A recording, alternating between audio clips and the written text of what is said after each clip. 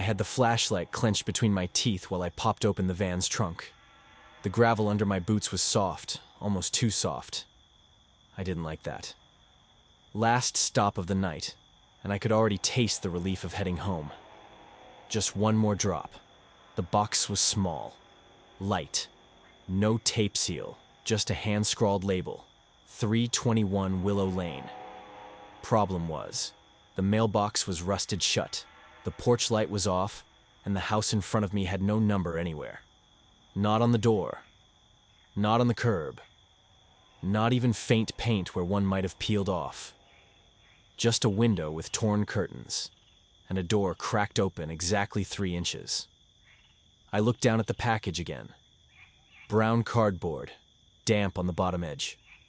It pulsed a faint warmth against my palm. The kind of warmth you'd expect from electronics, except this felt organic. Almost like breath, trapped in a box. From inside the house came a faint metallic hum. Not a TV, not a fan. Something higher pitched, constant. We'd been instructed never to knock after midnight. Use the app. Always the app, our shift lead said. So I opened it and saw the note the client left earlier.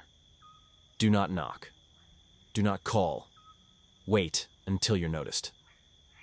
That alone wasn't unheard of. But right below it, the app pinged a second line, marked, Live. You're standing too close. I took a step back. The door creaked wider. That's when I noticed it. Under the porch rail, tucked just out of the flashlight's beam, was a child's shoe. It was pink, mud-caked, still untied. I've been driving for Mornex Logistics for 3.5 months. Night routes only. No questions asked. Mostly pharmacy boxes, sometimes expensive tech, sometimes weird shit like today. We operate out of Salem, Virginia. Quiet enough to avoid attention, just busy enough to keep moving. They pay well, especially for the handoff-only jobs. That's what this was supposed to be. Dispatch didn't say what was inside the box. They never do. But this one came with flags from 3 prior shifts. Each driver had rejected it. One note in the internal log just said, "Clock-in glitch. Confirm exit manually." I didn't think much of it until now. I stepped onto the porch, slowly. The wood bent under me. There was no doorbell. Just a rust-colored smear across the siding, about waist height.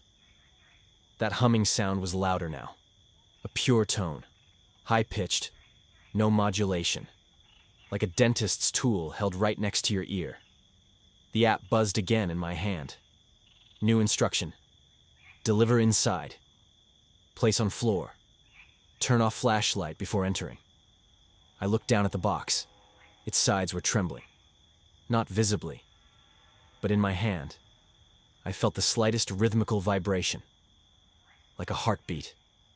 I bent slightly, as if to place it down and leave. And that's when I saw something move behind the door. Not fast, just a shift. A shadow. Like someone had been crouching, just out of view, and leaned slightly into the light. I froze. Then, a voice. Software female. From inside. "You brought 321?" She didn't sound surprised. She sounded relieved. Every instinct told me to drop the box and leave. But I hesitated. Not because I'm brave. I'm not. But because I knew what would happen if I bailed. The app was still open, pulsing with a red outline now. Delivery incomplete. Penalty, $75. Strike issued.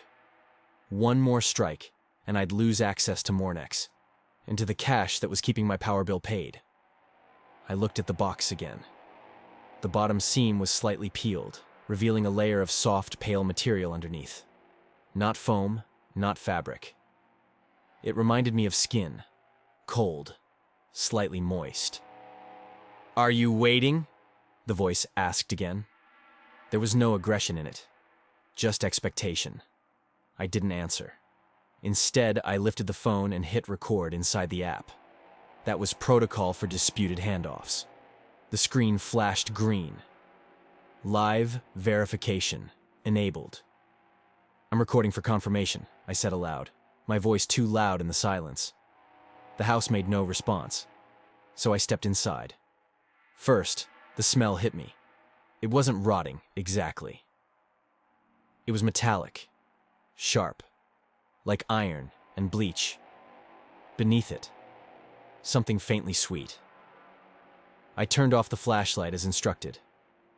The room was dim, lit only by a flickering bulb over the kitchen sink and the red standby light of an old projector in the corner.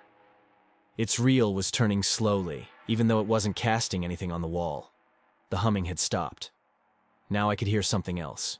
Water dripping, and from the hallway, the sound of someone dragging their feet. Slowly, in socks. The dragging stopped. I stood frozen near the entry, still holding the box, trying to keep my breathing quiet. The projector spun. The bulb above the sink buzzed, flickered, then steadied. Then I saw her. She emerged from the hallway like she'd been waiting just beyond the edge of the dim light. Middle-aged, hair pulled back in a too-tight bun, dark streaks on her apron that looked like rust or blood or something in between. She didn't blink as she looked at the box in my hands. "That one doesn't belong here," she said. I cleared my throat. "This is 321 Willow, right?" "It is. But that box," she pointed, not touching it, "is his." "Who's he?" She didn't answer. Instead, she stepped closer and whispered, "You picked it up. That means it follows you now." "I didn't open it," I said. I could hear how defensive my voice sounded. She let out a short, humorless laugh. "You didn't have to. You accepted it. That's enough." I took a step back. The box suddenly felt heavier. The warmth inside it was rising, not like electronics, like fever. "Put it on the table," she said. "Let it see." Before I could react, the projector clicked. A flicker of light hit the far wall. It was footage. Of me. From hours ago. At the warehouse. The exact moment I picked up this box and scanned it into the app. But in the video, the box was moving. Subtly. Just enough to see it wasn't inert. Like it was adjusting itself in my grip. My stomach flipped. I turned to her. "What's in this thing?" She didn't blink. "He's waking up." I backed toward the door, still clutching the box. My fingers were damp. Not with sweat. The cardboard was leaking a translucent fluid, thick and warm. My skin tingled where it touched. The woman didn't move. She just stared at the box, like she was waiting for something, or timing it. "You don't get to choose anymore," she whispered. "Now it has to complete its route." Suddenly, the projector's sound changed, a rapid clicking. The footage on the wall froze, glitched, and then switched to live feed. Me, in the doorway. The woman. The box. It was filming us right now. Then the app buzzed in my pocket. I pulled it out. The screen was blank at first, then text blinked onto it. "Final delivery set. 118 North Temple Road. ETA. 11 minutes. I didn't touch anything. It updated itself. My breath hitched. I turned and bolted. The woman didn't follow. She just said, calm as ever, "If you're late, he remembers."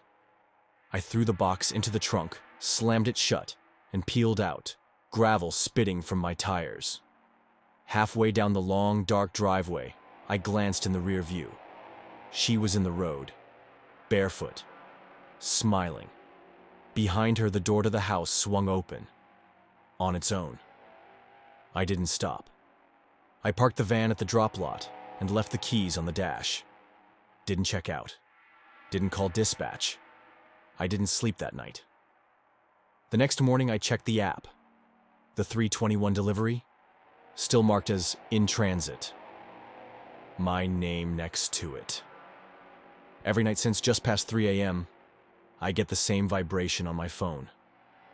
No matter if it's on or off. no matter if I uninstall the app. Just a single notification. Don't forget. He's still waiting. If you were me at that moment when the GPS updated on its own, would you finish the delivery or destroy the box?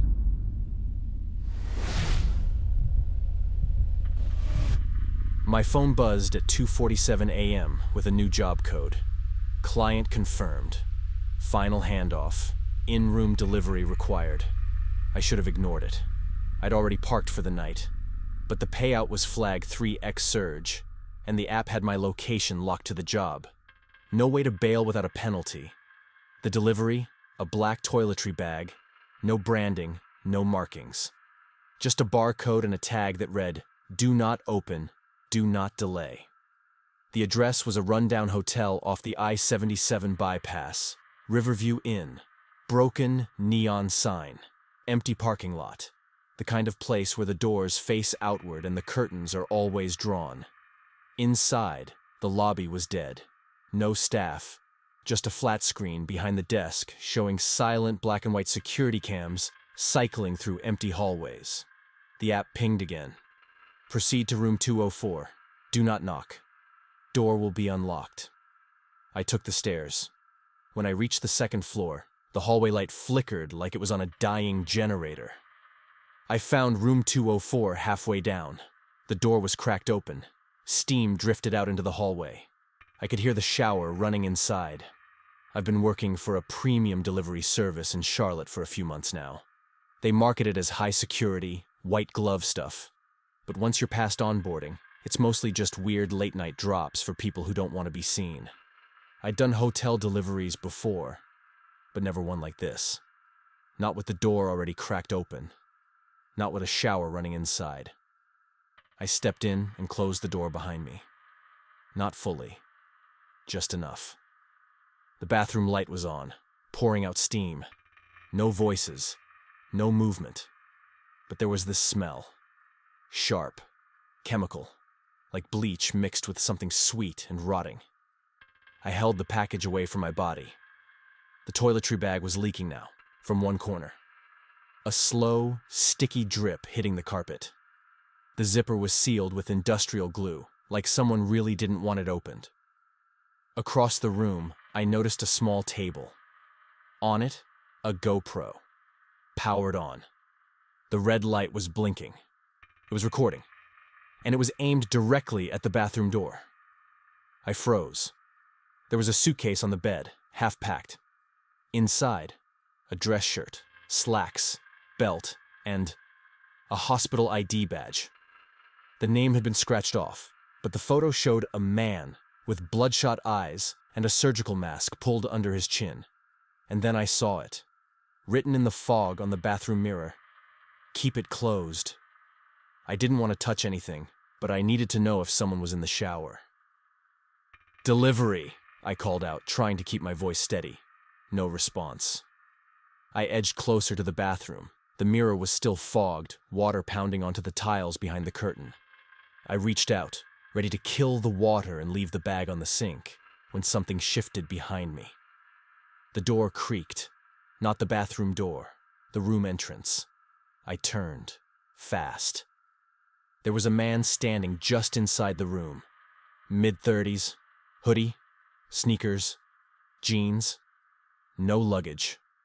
Face pale and sweaty. His eyes locked onto the bag in my hands. "You opened it?" he asked. "No," I said. "I'm just the courier." He walked past me like I wasn't even there, crouched down next to the carpet where the liquid had soaked through. He touched it with one finger, sniffed it, then smiled. "That's good," he said. "Still stable." I started backing up. "Look," I said. "I'll leave it and go." He glanced over at the GoPro. "You saw the light?" "Yeah." He nodded. "It's for legal reasons." "What kind of legal reasons?" He pulled something from his pocket, a folded-up envelope. "Just need you to sign the release," he said. "Inside, a contract, non-disclosure, non-liability. My name was already filled in. and my company's logo was printed at the top.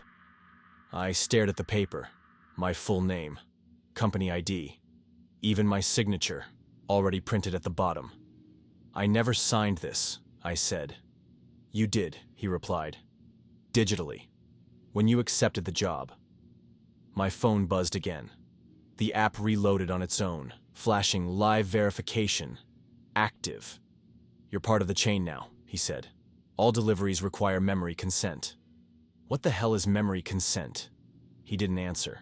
Instead, he opened the toiletry bag. The glue cracked and peeled back with a squelch, and a thick, jelly-like substance oozed out. Embedded in it was a metal ampule the size of a pinky finger, pulsing faintly red. He held it up to the light. "He's still stable." I stepped back toward the door. "You're not cleared to leave yet," he said. I paused, one hand on the knob. "You're not my employer." He smiled. "Neither is Mornek's. Not really." Then he reached into the pocket of his hoodie and pulled out a syringe. Glass. Full. Unlabeled. "I'm required to offer this," he said. "If you're exposed. It's part of the protocol." I kept my hand on the door, trying not to show panic. "Exposed to what?" He didn't answer, just said, "You should probably decide soon. Symptoms kick in fast." I bolted. Didn't wait for his next line. Didn't care about penalties or protocols or whatever game he was playing. I shoved the door open, sprinted down the stairs, and didn't stop until I was back in my car. I locked the doors, tossed the phone into the passenger seat, and turned the ignition. The app was frozen on the screen. Big red text. "Delivery pending. Breach detected." I killed the engine. Waited. Nothing changed. In the rear view, I saw the second-floor hallway light flicker on again. Someone, or something, was standing at the end of the corridor, perfectly still, backlit by the bathroom steam. I left. Didn't look again. 3 days later, my app access was revoked. No warning, no follow-up. Just gone. I got a letter in the mail, no return address. Inside was a single sheet of paper. The NDA, fully signed, not a copy, original ink. I never signed it. I checked the GoPro footage online, thinking maybe it was uploaded somewhere. Nothing.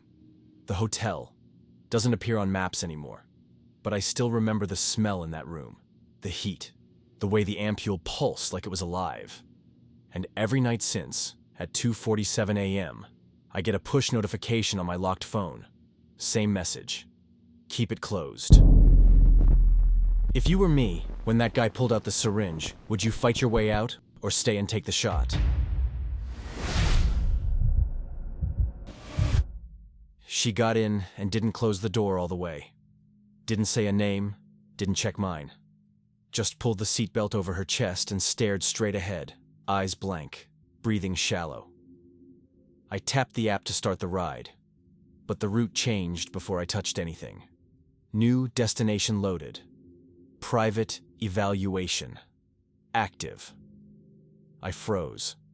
Drivers talked about these. Rumors of internal tests. Fake riders sent by the company to evaluate you. Most of it sounded like urban legend, but if true, it meant every word, every move I made, could decide whether I kept my job. I glanced at the rear view. She was watching me. Not my eyes, my hands on the steering wheel. She had no purse, no phone, no coat. It was 42 degrees outside. I cleared my throat. "Good evening." She didn't answer. Just typed something on a phone I hadn't seen until then. The screen faced away from me. Her thumbs moved fast, then stopped. My app buzzed. "You've accepted an integrity test ride. Please proceed." The warning vanished a second later. No option to reject. Just a soft chime and a blinking green route line. I pulled out into traffic, heart already racing. I didn't know it then, but the test had already started. I'd been driving for Apex Lux, a high-end rideshare app, for 6 months. Black cars, silent rides, better tips. But the rules were strict. 3 low ratings, and you were out. So I kept it clean. No chatter, unless they talked first. No shortcuts. No music, unless requested. But this wasn't normal. The passenger stayed silent for 10 full minutes. Not even a glance out the window. Her reflection in the glass never blinked. Just stared forward. Rigid. Then she lifted her phone again. The same silent typing. And the app on my phone glitched. The route spun. Recalculated. We were now headed toward an industrial zone near the port. I'd been there once. Empty warehouses. No lights. No businesses open. I checked the time. 3:18 a.m. "Ma'am," I said, trying to sound calm, "is this the correct destination?" She finally spoke, just 2 words. "It is." Her voice was dry, low-pitched, almost rehearsed. I considered canceling the ride, but the app pulsed red. Evaluation in progress. Early termination equals automatic failure. And then another push. Verbal consent recorded. Continue. We pulled into a fenced parking lot behind a shuttered building. She looked at me and said, without inflection, "Wait here." She got out, walked behind a concrete column, and disappeared. I kept the engine running. 60 seconds later, she returned, with a black case in her hand. She got back in, placed it on the seat beside her, and said, "Final drop." No stops, no questions. I merged back onto the road, the case sitting silent between us like a bomb. It wasn't large, maybe laptop-sized, but the way she guarded it made it feel important. She kept one hand resting on it the entire time, even as she stared out the window again. I tried to make small talk. "So, this is a company audit, right?" No response. Then she looked at me and said, cold as steel, "They're listening." It was the first time I truly felt afraid. Not of her, of them. Whoever had designed this route. Whoever could edit my GPS in real time. Force me to drive to places I hadn't approved. The case shifted slightly on a turn. I heard something knock around inside, metal against metal. The app chimed again. Final checkpoint approaching. Do not delay. I tapped the brake. "Look, I didn't sign up for anything illegal. If there's something in that case..." She interrupted. "You already consented. When you tapped accept." Her voice had changed, firmer, authoritative. I looked down at the app. There was no end address listed, just a countdown. ETA, 2:43 remaining. "Who are you?" I asked. She didn't answer. She just opened the glove box without asking, and placed a folded document inside. I caught a glimpse. Release of liability agreement. And at the bottom, my signature, already printed. I swerved to the curb and threw the car in park. "This isn't legal," I said, louder than I meant to. "This isn't even safe." She didn't flinch, just reached into the inside pocket of her jacket and pulled out a small device. Black, screenless. It looked like a GPS tracker or a signal jammer. I couldn't tell. She pressed a button. A green light blinked once. Then the case beeped. 3 short tones. Whatever was inside was now active. My phone buzzed again. The app reopened itself. This time, no fancy interface. Just a black screen with 1 line of white text. "You are being measured." My breathing turned shallow. I looked at the glove box. I hadn't opened it. I hadn't signed anything. But somehow, my digital signature was attached to a form I'd never seen. Apex Lux had my face, my ID, my voice. What else did they have? The final destination appeared on screen. A residential building in a part of town I didn't recognize. One more instruction. Passenger will exit alone. Do not speak. Do not follow. I glanced at her, still staring ahead, hands folded. The case was now softly pulsing with light. A green glow, faint but steady. We pulled up to the building, a mid-rise complex with no signage, no lights in the windows. She opened the door, paused with one foot outside, and turned back to me. "You completed the route." That's all she said. She stepped out with the case in hand and disappeared through a side entrance that looked more like a service hallway than a lobby. My app chimed again. "Ride complete. Thank you for your compliance." Then, a second notification. "Bonus issued. $2,500. The screen dimmed, closed itself. I sat there in silence, hand on the gear shift, unsure if I'd just passed a test or been used for something I couldn't explain. When I got home, I checked my driver dashboard. Everything was normal, except for one thing. My passenger history didn't list the ride. And the next morning, the glove box was empty. No document, no signature, no proof. I tried messaging support. No reply. Tried posting about it on a driver forum. The post was removed before I could refresh the page. That was 2 weeks ago. Last night, I got another ride request. No name, no destination. Just a label. Evaluation 1 star. Tier 2. If you were me, when that case started pulsing, would you finish the ride or bail and risk everything?